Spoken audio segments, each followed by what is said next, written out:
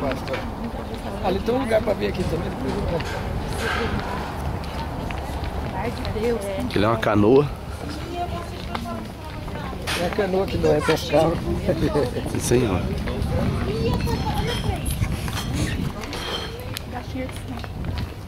Tava pensando em ir nadando até lá, só que eu tô de barriga cheia. Então controle-se. Por favor. Não, tá andando aqui devagarinho. Por isso tem que ter paciência pra esperar as coisas chegar. Por isso demora 15 dias. Tem mudado uma canoa pra Oi. outra, né? Parece que tá parado, mas ele tá andando. Será que tá? Devagarinho, Eu tá? tô vendo as pernas dele lá mexendo. Lá no fundo. Ah, mas é por... Ah, a gente entra lá por trás, lá, ó. Tem um lugar pra entrar lá por trás. Melhor da gente entrar. Filma aquelas. Vamos pular dali. É tudo aqui, é orientador de filmagem. É todo mundo orienta, né? É filma ali. Cuidado, gente, cuidado.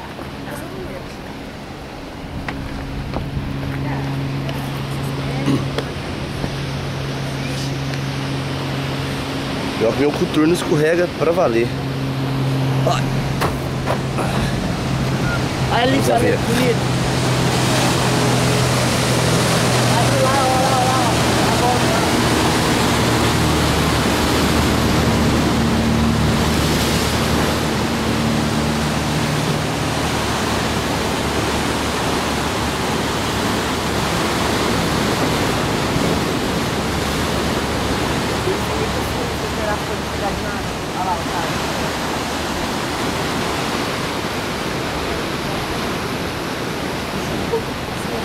Chegar de navio.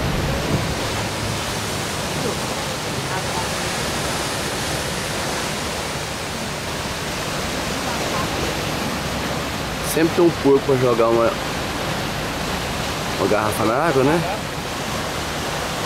Não é só no Brasil, não. Em Portugal também tem uns...